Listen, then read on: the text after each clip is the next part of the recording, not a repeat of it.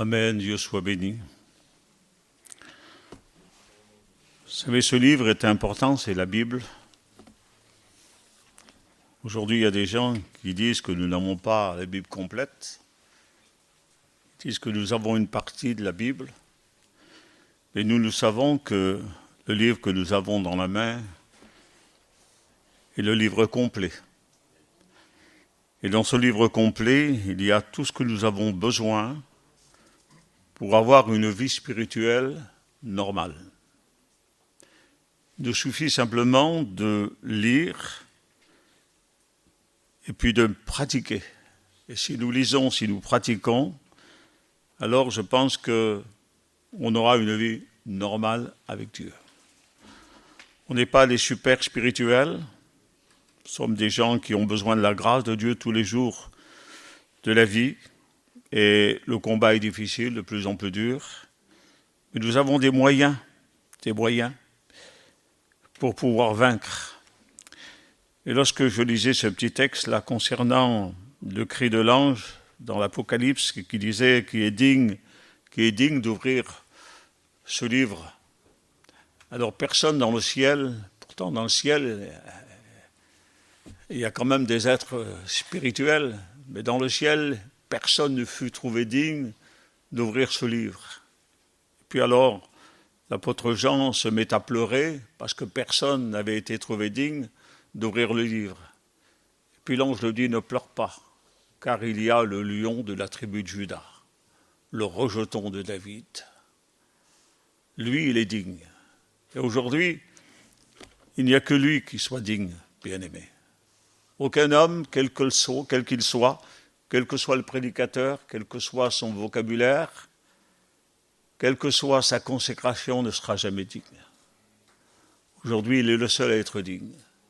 Digne d'être loué, d'être adoré, digne d'être servi. Et je voudrais ensemble faire une lecture. Je ne savais pas trop par où commencer, parce que c'est tout simple et en même temps compliqué. Alors, je vais quand même commencer par le livre de l'Apocalypse au chapitre 22.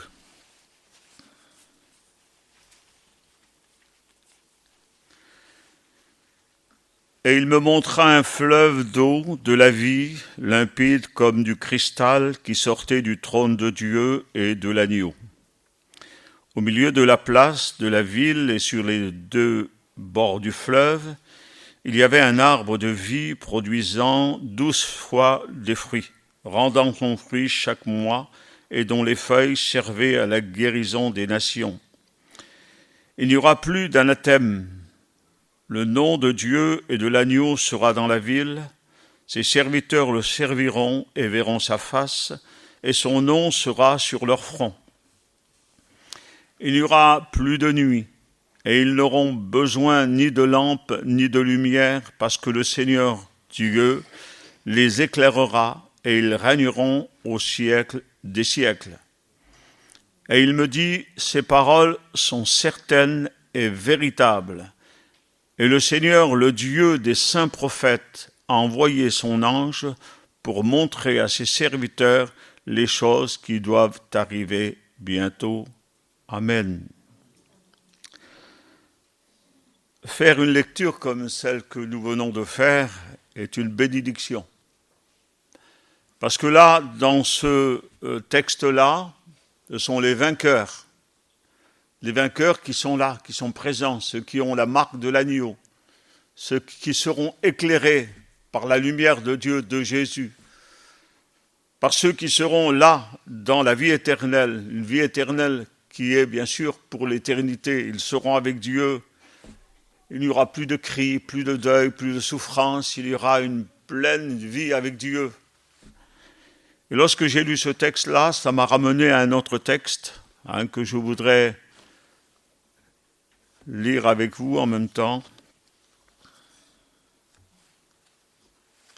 C'est Ézéchiel 47.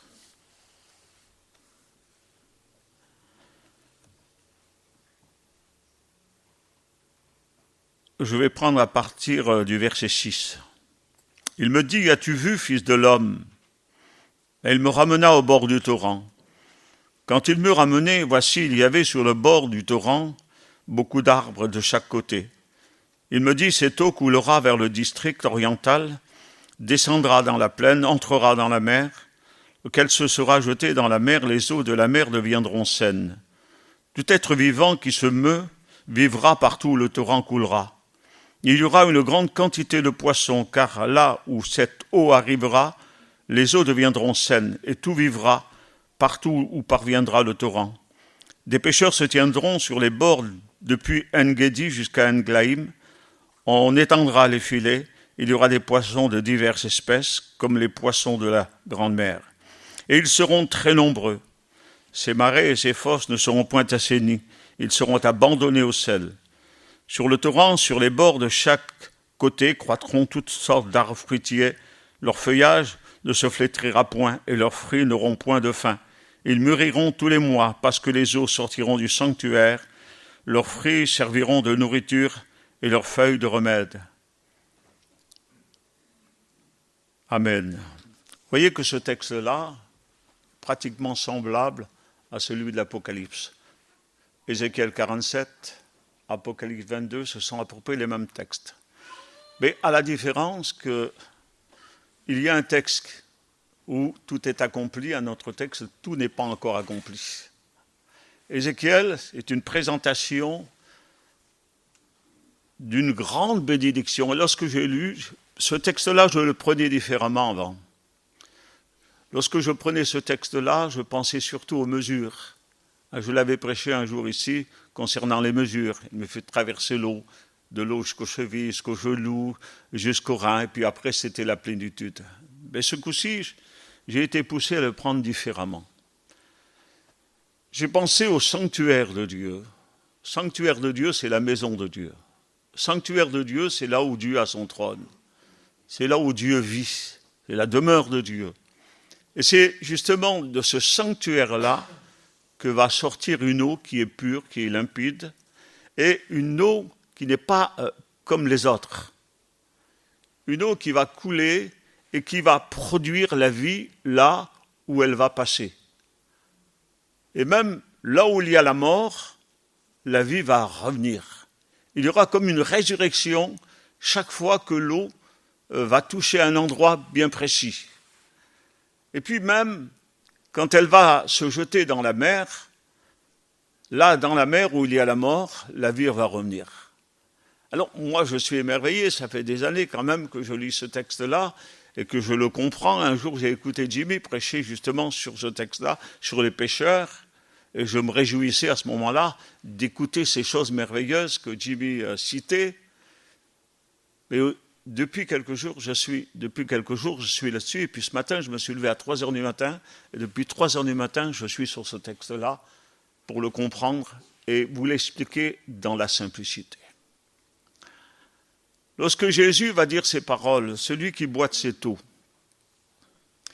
il dit « Des fleuves d'eau vive couleront de son sein, c'est-à-dire de son cœur, et jailliront jusque dans la vie éternelle. » On se rend compte que du fleuve d'Ézéchiel 47 au fleuve qu'il y a Apocalypse 22, il y a cette parole de Jésus, des fleuves qui vont jaillir jusque dans la vie éternelle. Jésus a dit ces paroles, « Celui qui croit en moi a la vie éternelle. » Il est dit aussi dans la parole de Dieu que nous sommes déjà, nous, chrétiens, assis dans les lieux célestes en Jésus-Christ. L'apôtre Jean va dire ces paroles, « Je vous écris, petits enfants, parce que vous avez la vie éternelle. » Aujourd'hui, un chrétien ne connaît plus la mort, il est dans la vie éternelle. Et déjà aujourd'hui, nous chrétiens, qui sommes fidèles à Dieu, qui obéissons à Dieu, nous sommes déjà éternels. Notre corps va être détruit, mais notre âme est éternelle. Que Dieu soit béni. Alors, j'ai remarqué quelque chose que vous avez certainement remarqué à vous aussi en lisant ces textes-là, que tout prend vie au contact de ce fleuve-là, parce qu'il est le fleuve de la vie, qui produit la vie, et qui enlève la mort et qui produit la vie. Mais il est dit, les marais et les fosses ne seront pas assainis. Pourquoi ils ne seront pas assainis? Pourquoi ils resteront impurs, souillés? C'est parce qu'ils n'auront pas de contact avec la vie. Le fleuve a son lit, il coule, mais les étangs, les mares, les lacs qui sont à côté, les fosses et les marais qui sont à côté ne seront pas touchés par ce fleuve-là. Il faudrait à ce moment-là, c'est enfantin ce que je vous dis, mais il faudrait que ces lacs, ces fossés, ces étangs se déplacent et viennent toucher le fleuve. Et s'ils toucheraient le fleuve, alors ils auraient la vie. Il nous suffirait simplement de dire j'ai un lac où il n'y a pas la vie, de faire une tranchée au bord du fleuve, de faire venir le fleuve de la vie dans le lac, et à ce moment-là, la vie viendrait. J'avais cette image-là de cette femme qui a touché le bord du vêtement de Jésus. Et lorsqu'elle a touché le vêtement de Jésus, d'impure qu'elle était, elle est devenue pure. Le contact avec la vie. Et c'est formidable, on va le voir tout à l'heure, bien aimé, que nous avons nous-mêmes cette responsabilité d'apporter la vie ailleurs et d'apporter la vie de Dieu. Alors, si je comprends bien, si la vie, elle sort du sanctuaire, le Seigneur va nous inviter à regarder vers le sanctuaire.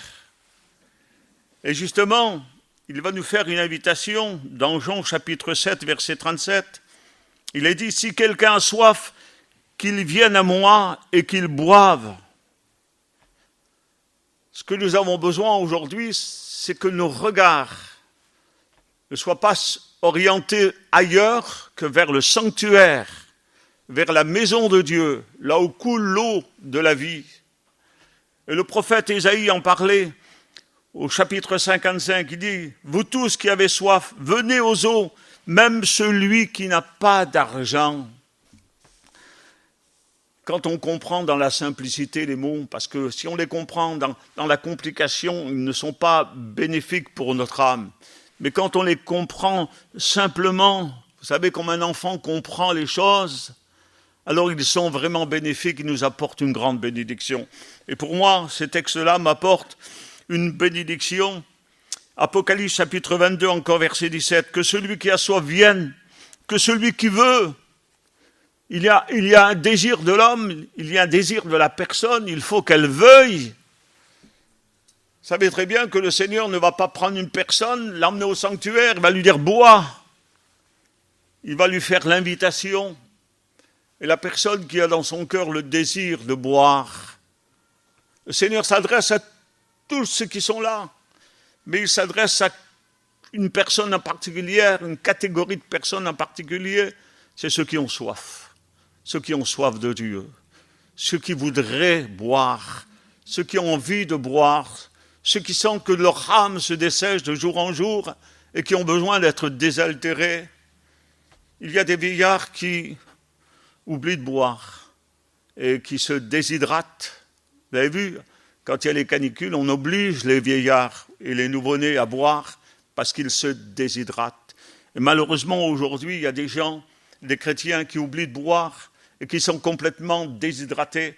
Mais après, ça peut entraîner aussi la mort par-dessus. Mais je voudrais vous dire, bien-aimés, que celui qui a soif vienne où? Au sanctuaire. Que celui qui veut, qui a le désir dans son cœur, vienne au sanctuaire. Et il est dit, et prenne de l'eau de la vie, et c'est rajouté gratuitement. Venez sans argent. Venez sans rien payer. Tout est offert. C'est une grâce de Dieu, un don de Dieu que Dieu nous accorde à chacun. Vous savez, mon copain William, vous connaissez William, quand il va dans un magasin, je l'ai remarqué, j'ai été 2 ou 3 fois dans un magasin, il voit un objet ici qui vaut 10 euros, il voit un autre qui vaut 12 euros, il va prendre celui à 12 euros. L'autre jour, on est allé acheter un cric, il y en avait à 25 euros, il y en avait à 32 euros, le même, identique, il a pris celui à 32 euros. Parce qu'on pense que plus c'est cher, et plus c'est meilleur. Plus il y a des belles étiquettes, et plus c'est meilleur, le produit est meilleur. C'est faux. C'est complètement faux. C'est pour ça que l'évangile est un évangile tout simple, ordinaire, mais il est bon. Il est bon pour nos âmes, mais en plus il est gratuit. Tout le monde peut accéder, tout le monde peut entrer. Le Seigneur nous accueille et il nous attend, que Dieu soit béni.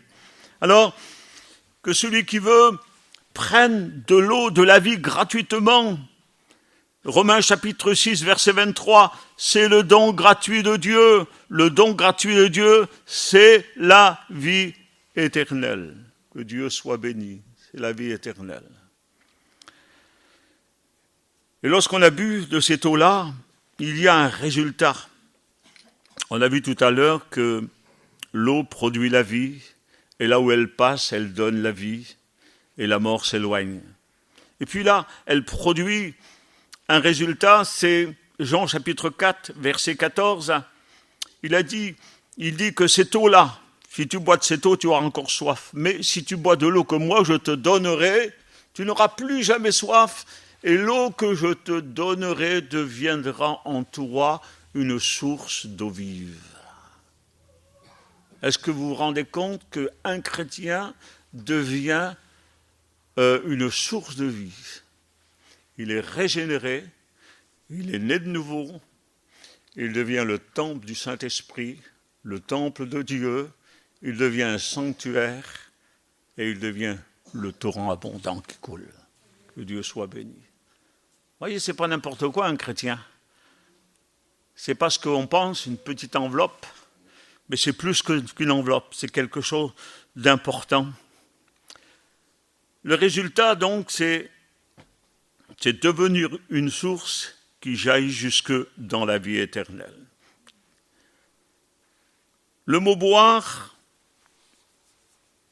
ce n'est pas simplement, d'après ce que j'ai noté, d'après ce que j'ai compris, ce n'est pas un acte unique. L'autre jour, on a parlé avec des personnes qui étaient religieux. Pour eux, venir à Dieu, se repentir, c'est un acte unique. C'est-à-dire, après, c'est terminé. Ils n'ont plus besoin après. Ils ont été marqués. Maintenant, ils peuvent faire ce qu'ils veulent. C'est un acte unique. Mais nous, aujourd'hui, nous comprenons que boire n'est pas un acte unique, c'est un acte continu. C'est-à-dire que nous devons non pas boire et partir, puiser et revenir, mais nous devons rester près de la source et nous devons rester en communion avec la source. Nous avons goûté cette eau, nous l'avons appréciée, elle nous a rafraîchis, elle nous a redonné la vie et nous ne voulons plus bouger de là. Nous restons près de la source. Alors nous sommes constamment en communion avec lui. C'est fort, bien-aimé, de comprendre ces choses-là. Et de savoir qu'aujourd'hui, on est déshydraté parce qu'on a bu. On est venu à une réunion, on a bu un peu d'eau. Et on pense qu'avec le peu d'eau, on pense qu'on va traverser le désert. Si vous voulez traverser le désert, bien-aimé, il faut que le rocher vous suive dans le désert. Il se désaltérait à un rocher qui s'appelait Christ, qui les suivait au désert. Il ne faut pas quitter le rocher, il ne faut pas quitter la source. Et si vous ne quittez pas la source, si vous restez auprès de la source, vous pourrez traverser le désert. Mais ne prenez pas un peu d'eau en disant « j'en prendrai encore la prochaine réunion ». J'en reprendrai encore à la prochaine réunion. Non. Le Seigneur est présent ici dans ce lieu, mais il est présent chez vous. Il est présent dans votre travail, il est présent partout. Et ne vous lassez pas de boire de son nom. Elle est fraîche, elle est pure, elle est bonne. Écoutez ce que dit David. Psaume 42, verset 1. Comme une biche soupire après des courants d'eau, ainsi mon âme soupire après toi, ô Dieu. Mon âme a soif du Dieu vivant.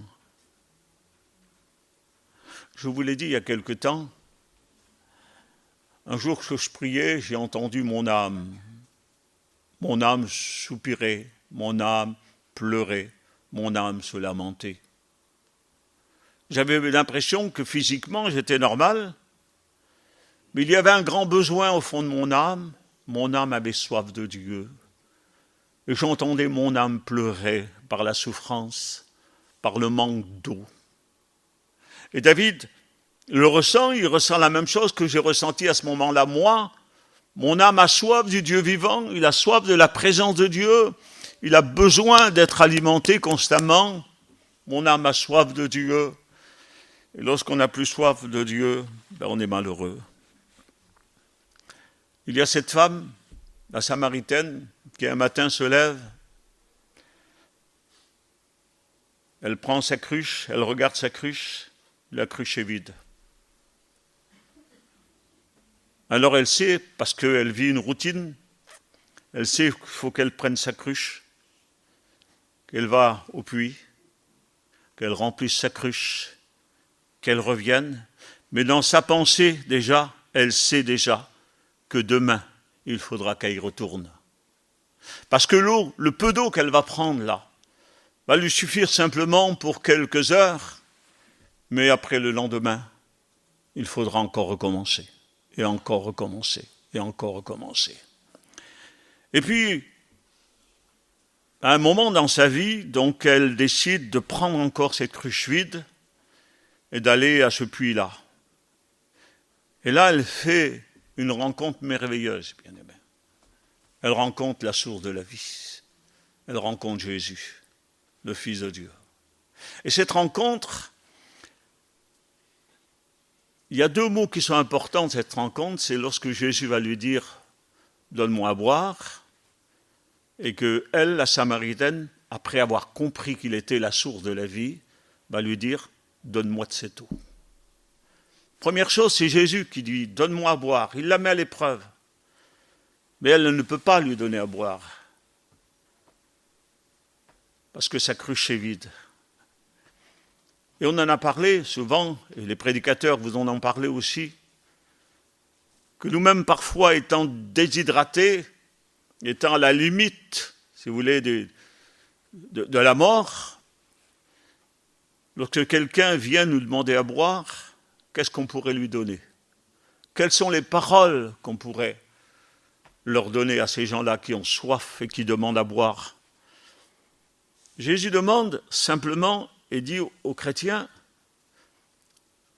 si vous donnez un verre d'eau fraîche, il aurait pu dire un verre d'eau, mais quand il parle d'eau fraîche, il parle de l'eau de la source.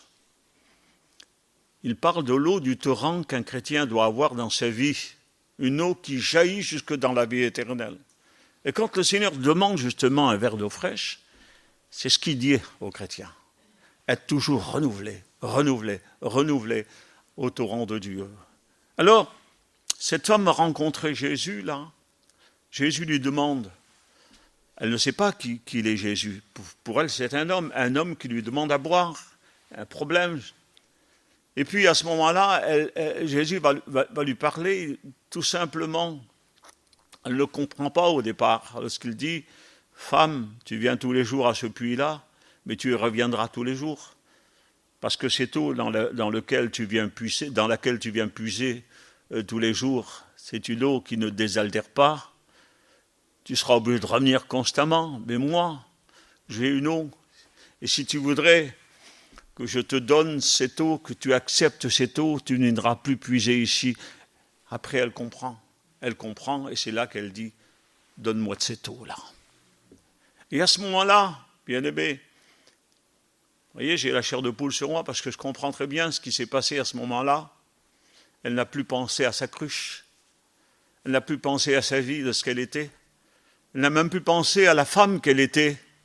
Elle n'a plus pensé à la crainte qu'elle avait, à la peur qu'elle avait. Elle n'a plus pensé à sa vie passée, de ce qu'elle était en réalité, mais elle a pensé qu'à ce qu'elle avait reçu à l'instant là où Jésus va la remplir de cette eau de la vie là. Et lorsqu'il la remplit de cette eau de la vie là, elle déborde de joie. Je disais ça, je citais ça tout à l'heure à Henri. Le psaume 87 dit « Toutes mes sources sont en toi, toutes mes sources sont en toi ». Et là il est dit, Ésaïe au chapitre 12 verset 3, c'est la source du salut. Le psaume dira, c'est la source de la vie. Timothée parle de la source de la richesse. Amos parle de la source de la justice. Proverbe, la source de la joie. Jean parle de la source intarissable. Romain parle de la source de la patience, de la source de la grâce et de la source de la paix, de la joie. Voilà ce qu'elle a reçu, cette femme en ce moment-là. En un instant, elle a reçu la source avec toutes ces choses en elle. Comment voulez-vous qu'elle soit dans la tristesse? Elle a été complètement transformée, remplie de joie, bondissant comme l'aveugle après avoir été guéri. Il sautait, il dansait, il louait Dieu, comme le veau qui sort de l'étable, après avoir été libéré, sautait, bondissait. Elle est comme ça, elle est née de nouveau, elle reçoit la vie de Dieu, elle est touchée par le fleuve, le torrent de Dieu. Alors elle va proclamer à ceux qui la maudissaient, à ceux qui la jugeaient, qui la condamnaient, elle va répandre sa source, et elle va toucher ces gens-là. Et à ce moment-là, les gens vont croire, parce qu'ils vont être touchés aussi par la grâce de Dieu. Quelle bénédiction, bien-aimés, pour ces gens-là qui ont reçu. Il y a un petit film que vous connaissez, que vous avez entendu, c'est un film de Marcel Pagnol, Manon des sources. J'ai pensé à ce film-là. Il y avait une source qui coule dans ce village-là et qui produit la vie dans le village. Mais lorsque la source va s'arrêter, le village est menacé de mort parce qu'il n'y a plus d'eau. Et je pensais justement au prophète Jérémie, ce qu'il disait, « Ils m'ont abandonné, moi qui suis la source de la vie, qui suis la source d'eau vive, pour se creuser des citernes crevassées qui ne retiennent pas l'eau. » Tout à l'heure, on a parlé de boire et de rester près de la source.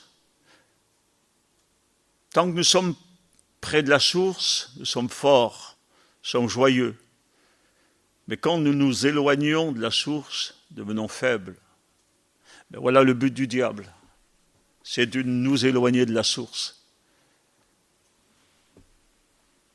Pourquoi avoir quitté la source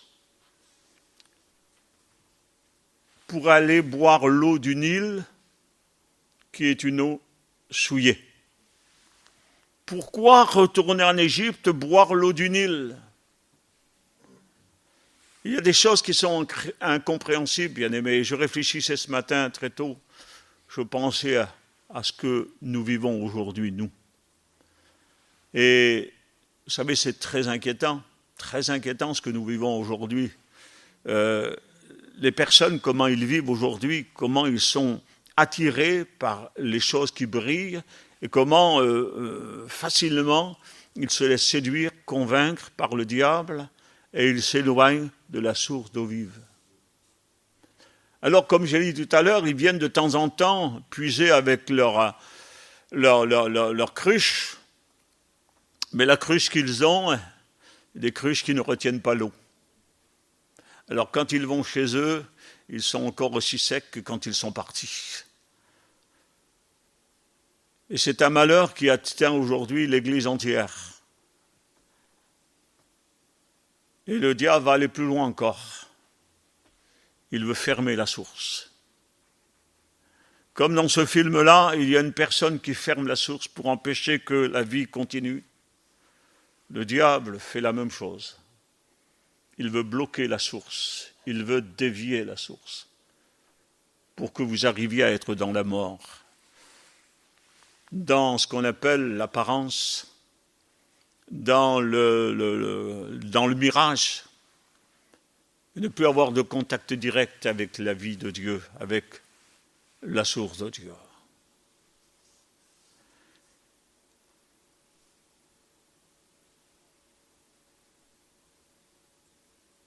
Je pensais à notre état. Je me mets dans l'eau, pas de problème. On paraît tous beaux. On paraît tous bien. On paraît tous en bon état. On paraît tous être prêts pour partir au ciel. Naaman était un grand guerrier, un beau guerrier, puissant en apparence. Et on aurait pu dire, cet homme-là est parfait. Mais le secret du cœur, le secret de la vie, le secret du foyer, il n'y a que lui qui le connaissait, et Dieu. Et notre secret à nous, nous tous, il n'y a que Dieu qui le connaisse, notre secret à nous. Il y avait dans une ville, vous l'avez entendu des dizaines de fois, mais je la répète quand même, il y avait dans une ville un homme qui va voir un psychiatre parce qu'il est dans la dépression. Et puis le psychiatre lui conseille d'aller voir un clown célèbre qui vient d'arriver dans la ville. Et lui, il dit, le clown, c'est moi. Je joue un rôle. Je suis un comédien. Mais dans ma vie, ça ne va pas du tout. Mais dans ma vie, j'ai des problèmes. Mais dans ma vie, je suis complètement déshydraté. Dans ma vie, je suis près de la mort. Je me suis trop éloigné à cause de tout ce qui s'est passé. Le Dieu de ce siècle a aveuglé mes yeux. Et il m'a détourné. Il m'a fait croire que j'étais ceci ou cela. Mais jusqu'à maintenant, je vois que je joue la comédie. En réalité, je suis honnête. C'est ce qu'aujourd'hui, quand on réfléchit, on peut se dire. Et pourtant, quand je viens à la réunion, j'ai l'impression d'être vrai. Tu as l'impression d'être vrai, mais est-ce que tu es vrai? Il faut se poser des questions, bien-aimés. Il faut se poser ces questions-là. Est-ce que je suis vrai, véritablement? Est-ce que nous avons une action du Saint-Esprit dans notre vie qui nous atteste que nous sommes vraiment vrais? Est-ce que nous avons justement croire qu'on est sauvé, c'est magnifique. L'espérance fait vivre. Mais sommes-nous sauvés pour? Sommes-nous sauvés, bien-aimés? Si nous sommes éloignés de la source, nous sommes dans la direction de la mort et non dans la direction de la vie. Pour cela qu'il est important, on va le voir tout à l'heure, de retourner à la source et de rester et de demeurer, surtout dans les temps dans lesquels nous vivons. Il y a dans un corps des membres. Il y a le corps du Christ, et dans le corps du Christ, il y a les membres. Donc nous sommes les membres du corps du Christ. Et un jour, Jésus va rencontrer un homme. Il le rencontre, et cet homme a la main sèche. Donc ça veut dire une main qui n'a plus la vie. La vie, elle coule dans tout le corps, mais dans cette main-là, il n'y a plus la vie. Alors je ne sais pas à quelle distance la vie s'est arrêtée, mais la vie s'est arrêtée. La main ne peut plus bouger. La main ne peut plus intervenir en faveur des autres. La main ne peut plus avoir de sensibilité, ni de compassion, ni de sentiment, ni d'émotion. Elle n'a plus la vie. Et pourtant, elle est toujours attachée au corps. Qu'est-ce qui s'est passé? Qu'est-ce qui s'est passé? Un jour, Jean-Marie, mon beau-frère, marchait dans un bois qu'il avait l'habitude d'aller chaque année. Et puis, il avait l'habitude de suivre un petit ruisseau. Et il suivait ce petit ruisseau qui coulait constamment. Et une année, il est allé, et il a vu que le petit ruisseau était à sec. Et il dit, c'est bizarre, pourquoi ce ruisseau est à sec? Il a remonté. et s'est aperçu qu'au fond, il y avait un barrage qui avait empêché l'eau de couler. Alors ce qu'il a fait, il a sorti le barrage, il a tout détruit du barrage et l'eau est repartie couler. Ben Jésus, c'est ce qu'il veut faire. Il a dit, alors mets-en ta main, celle qui est morte, étends-la. Alors, comprenez, c'est enfantin encore ce que je vais vous dire. Enfantin, c'est. Mais qui a aidé la main sèche à se tourner vers Jésus? Qui l'a aidé? N'est-ce pas le corps? C'est le corps qui l'a aidé. Cet homme qui était paralytique, qui a été porté par 4 hommes jusqu'à Jésus, ben c'est les 4 hommes qui ont porté le corps à Jésus. Ben c'est tout le corps qui va présenter la main à Jésus. Et c'est important pour nous de le réaliser, bien-aimés.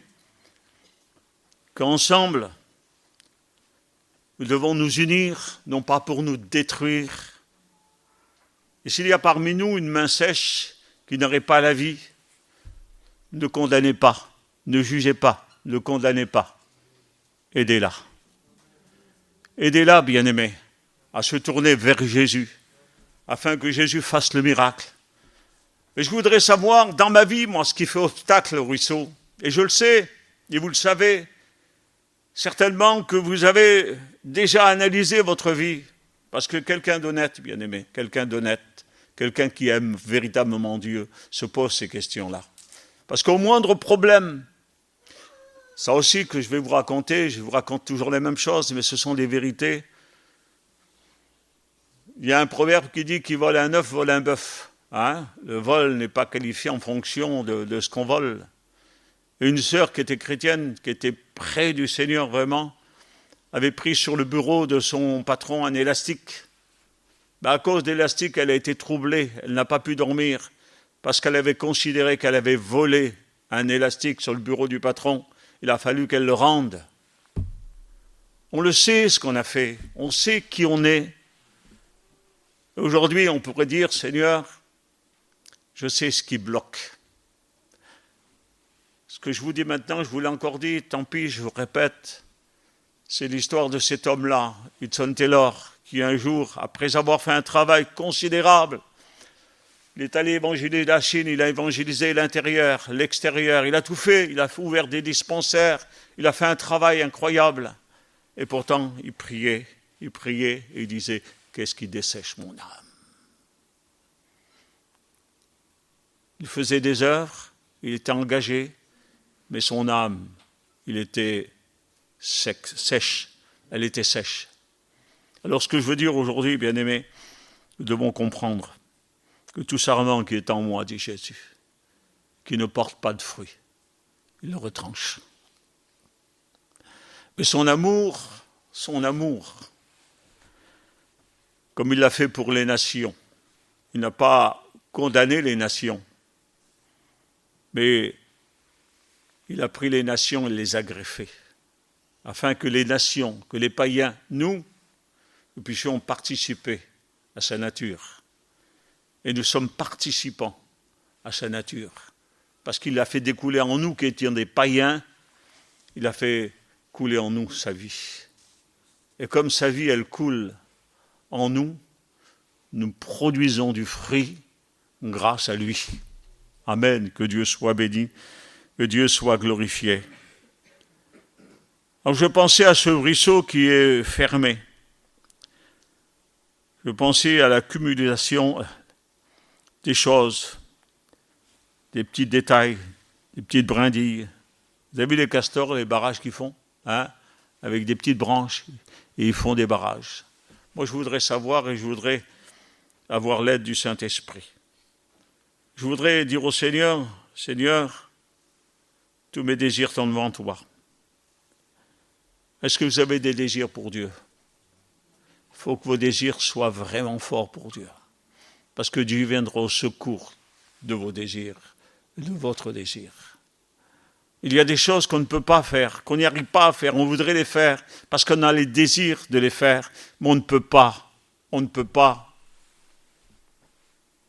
Mais Dieu qui voit nos désirs va nous aider. Il va venir à notre secours. nous débarrasser de certaines choses. On veut le faire, mais on ne peut pas. Dieu va nous aider. Lot ne pouvait pas sortir de Sodome. Il a fallu que les anges le saisissent par la main et le sortent, parce qu'il ne pouvait pas. Aujourd'hui, le Seigneur voudrait nous sortir, bien-aimés, de ce système dans lequel nous vivons aujourd'hui, un système qui nous conduit à la mort. Le système nous conduit à la mort aujourd'hui. Il faudrait sortir de ce système-là, et c'est compliqué, très compliqué. Il faudrait que nous vivions aujourd'hui pour être sortis d'affaires, pour sortir d'affaires. Je suis dur dans ce que je vais dire, mais tant pis, je le dis. Il faudrait, pour être sorti d'affaires, il faudrait que l'Antichrist vienne et qu'il nous enlève tout ce que nous avons. Tous les biens que nous avons, nous retrouvons dehors sans rien. Ben là, on reviendra à la source. Là, on criera au Seigneur encore. Là, on ne serait plus attaché aux choses de la terre. On ne serait attaché qu'à lui, qu'à lui. Quand on est malade, quand on a une grave maladie, plus rien ne compte. Ni la belle voiture, ni la belle maison, ni le beau terrain, ni les beaux repas, ni les apéritifs, ni les beaux vêtements. Rien ne compte. Il n'y a que lui et notre âme. Et on dit au Seigneur, Seigneur, viens. Viens me régénérer. Déverse en moi ton nom. Rafraîchis-moi de ta présence. Redonne-moi la vie, Seigneur. Regarde. Et dans ces moments-là, même les proches qui sont là, quand ils voient une personne souffrir, ils disent au Seigneur, Seigneur, prends-le. Ne le laisse pas comme ça souffrir, prends-le. Alors voyez ce que je dis, c'est une vérité. On n'arrive pas à se détacher de ces choses-là. On est lié à ces choses-là. Et nous avons nos désirs. Mettons nos désirs devant Dieu, bien-aimés. Et je vais dire encore quelque chose de fort. Parfois, seule la mort peut nous enlever de ces choses-là.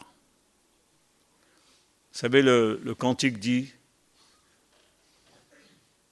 que l'amour est fort comme la mort. La mort nous sépare de tout. La mort nous sépare de ceux que nous aimons. La mort nous sépare de nos proches. La mort nous sépare de nos biens. La mort nous sépare de toutes ces choses-là de la terre. Mais l'amour, c'est pareil. L'amour pour Dieu nous sépare de tout. Regardez l'amour, ce que dit la Bible. L'homme quittera son père et sa mère, donc se détachera, se séparera pour s'attacher à sa femme. Donc aujourd'hui, si nous aimons Dieu, nous devons aussi agir et nous séparer des choses qui sont inutiles dans notre vie. Deviennent les luttes, deviennent les querelles, deviennent les combats, des passions qui combattent dans nos membres. Notre chair, soyons réalistes dans ce que la parole dit, dans ce que nous vivons, dans l'expérience que nous vivons, c'est que notre chair a horreur de Dieu. Notre chair n'aime pas Dieu. Elle ne se soumet pas à Dieu, notre chair. Notre chair veut le monde. Notre chair se soumet au diable. Mais notre âme soupire à Dieu. Mais notre âme désire Dieu. Notre âme réclame Dieu. Aujourd'hui, nous devrions prendre des décisions, bien-aimés. On ne peut pas tout enlever en même temps, mais on peut faire des choses. On peut agir. Et Dieu qui voit tout, Dieu voit les efforts. Dieu ne veut pas votre perfection, il ne veut pas ma perfection, Dieu. Dieu veut voir mes efforts. C'est mes efforts qu'il veut voir. Un enfant ne peut pas lever 200 kilos. Mais si le père le voit, essayez de lever 200 kilos, il va intervenir. Faites des efforts et vous verrez que Dieu va intervenir en votre faveur. Il va nous aider. Pour cela, le combat est difficile, bien-aimés. Hier, je disais quelque chose, j'ai fait une réunion, là-bas. Je disais ces choses-là. nous pouvons réchauffer nos corps. Même dans les endroits les plus froids, au pôle Nord ou ailleurs, il y a des vêtements qui réchauffent nos corps. On se sent bien. Mais qui peut réchauffer nos cœurs? Qui peut réchauffer nos cœurs? C'est la parole de Dieu. Lorsque les disciples d'Emmaüs marchaient, ils ont réalisé quelque chose. Quand la parole nous parlait, notre cœur ne brûlait-il pas au-dedans de nous? Est-ce que nous ne ressentions pas la chaleur de la parole, de l'Esprit de Dieu? Nous n'avons pas pu la laisser partir, la parole. Nous avons dit à la parole, reste avec nous. On ne veut pas que la parole s'éloigne. Et la parole, à un certain moment, nous a dévoilé ses mains percées. Et quand la parole nous a dévoilé ses mains percées, nous l'avons reconnu. Nous savions que c'était lui la parole. Et nous sommes retournés à la source. Nous sommes retournés à Jérusalem. Je n'ai pas de prétention aujourd'hui, rien. Mais je souhaite que notre cœur à l'écoute de la parole nous brûle. Et que la parole nous fasse du bien intérieurement. Puissions pleurer sur notre misère, sentir notre misère et pleurer sur notre misère. Et prendre des décisions, bien-aimés. La source veut dire le commencement. Et j'aimerais bien, c'est David qui dit toujours ça. Il y a toujours un recommencement avec Dieu. Et c'est une vérité. Il y a toujours un recommencement. Dieu est capable d'effacer le passé et de nous donner une nouvelle chance. Tant que la grâce est là, tant que la porte n'est pas fermée, le Seigneur nous donne des chances. Tu as perdu quelque chose? Alors balaye ta maison. Passe le balai partout, cherche-la. Regarde où tu l'as perdu. Cherche l'endroit où tu l'as perdu. Et puis là, à ce moment-là, tu vas la retrouver. Allume la lumière, demande au Saint-Esprit de t'aider, il va te montrer où tu as perdu. Et lorsque tu l'auras retrouvé, tu pourras faire la fête. Tu pourras tuer le veau gras, te réjouir, parce que ton fils qui était mort a retrouvé la vie. Ce que j'avais perdu, qui m'empêchait d'entrer dans le royaume, je l'ai retrouvé. J'ai tout retrouvé. Et aujourd'hui, les portes me sont à nouveau ouvertes. Que Dieu soit béni et glorifié. Nous avons besoin de reprendre, de revenir au début, au commencement. David, lorsqu'il avait péché, dans le psaume 51, il a dit ceci, « Fais pénétrer en moi la sagesse. » La sagesse, l'esprit de sagesse, le Saint-Esprit. Et que le Saint-Esprit dévoile dans nos cœurs ce qui ne va pas. Nous ne pouvons pas simplement aimer Dieu avec des mots, mais nous devons aimer Dieu par des actes. Alors j'ai posé cette question, quelle source es-tu? Quelle source je suis moi? Source amère, Mara, amertume, ou alors une source d'eau douce, limpide, claire, pure, qui produit la joie, le bonheur. Quelle source je suis moi? Et si quelqu'un aujourd'hui me demanderait à boire, qu'est-ce que je lui donne? De l'eau amère ou de l'eau douce? Parce que parfois on voit, on entend des langages, des conversations qui ne produisent pas la vie. Des paroles qui produisent des querelles, de l'amertume, de l'agressivité dans le langage. C'est de l'abondance du cœur que la bouche parle. Et si dans nos cœurs il y a de l'amertume, que va-t-il sortir de nos bouches? De l'amertume? S'il y a de la haine dans nos cœurs, des querelles, des animosités, que va-t-il ressortir de nos bouches? Ces choses-là. Mais si Christ vit en nous, mais si nous sommes la source de Dieu, mais si nous avons l'eau vive, l'eau pure, quand nous parlerons, des gens diront comme ils ont dit à Jésus, jamais homme n'a parlé comme cet homme, des paroles de grâce sortent de sa bouche. Que vos paroles soient assaisonnées de sel, donnez soif aux gens. Donnez soif aux gens. Ne fermez pas la porte par votre langage aux gens, mais ouvrez-leur la porte. Donnez-leur envie de venir écouter la parole de Dieu. Que Dieu soit béni. Il y a un petit exemple d'Exode, chapitre 15, verset 25. Le peuple meurt de soif. Et ils disent à Moïse, que boirons-nous? Il y a bien de l'eau, mais elle est amère. Et le texte dit ceci, et Dieu indiqua à Moïse un bois qu'il jeta dans l'eau, et l'eau devient douce. La croix, c'est elle qui va rendre l'eau amère douce. C'est l'œuvre de la croix, la mort de Jésus, la résurrection de Jésus, va faire que l'eau qui est dans nos vies amère va devenir pure, saine.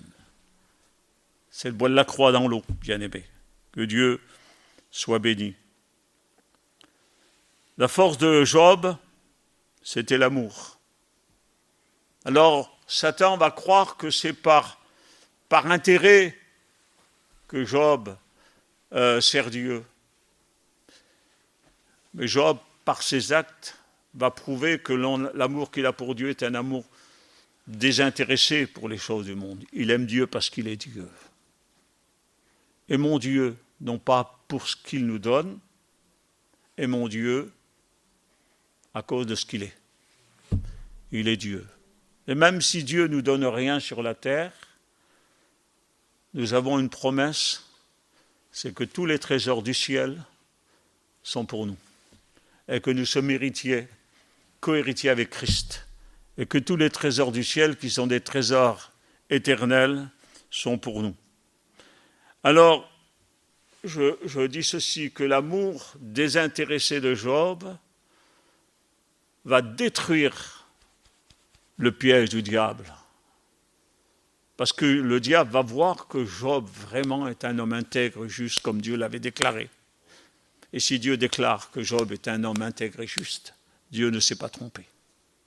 Alors ce que Dieu dit, c'est une vérité, bien-aimée. Et je pense que si le Seigneur nous parle ce matin, nous croyons que Dieu nous parle ce matin, croyons que c'est la vérité, que nous sommes dans une position d'éloignement et que nous avons besoin de revenir. Nous avons besoin de revenir. Seigneur, j'ai besoin d'avoir soif. J'ai besoin. Ici, j'ai noté ceci, puis je vais pas... Encore 2 mots et puis je vous laisse. J'ai marqué « La mort emporte tout », comme l'amour emporte tout. Et je voudrais dire ce mot. Jésus, quand il a fait le miracle pour Lazare, il a dit « ôtez la pierre, laissez la vie pénétrer ».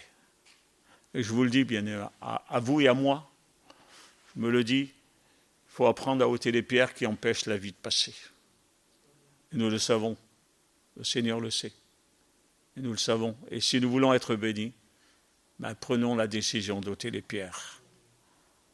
Mon expérience du Saint-Esprit, c'était celle-ci. Laisse le Seigneur ôter les pierres de ton cœur. J'en ai sorti 5. Il a sorti 5 pierres de mon cœur avant que l'Esprit m'envahisse. Et lorsque les pierres ont été ôtées, l'Esprit m'a envahi. Laissons le Seigneur ôter la pierre. Le voulons-nous, bien-aimés? Ne pensez pas en disant ce qu'il raconte, ça ne m'intéresse pas. Ça vous intéresse. Vous êtes concernés. La parole vous concerne, elle me concerne, elle vous concerne. Ne laissez pas échapper les paroles. Prenez en considération ce qui a été dit. Aujourd'hui, c'est un rapprochement que le Seigneur veut. Qui que tu sois, tu dis, moi je ne suis pas loin, je peux tendre la main pour prendre de l'eau. D'accord? Mais demain, peut-être que ta main ne sera pas assez longue. Alors aujourd'hui, qui que tu sois, si tu es séparé de la source, séparé de la communion, regarde vers le sanctuaire, il y a l'eau abondante qui coule et qui donne la vie.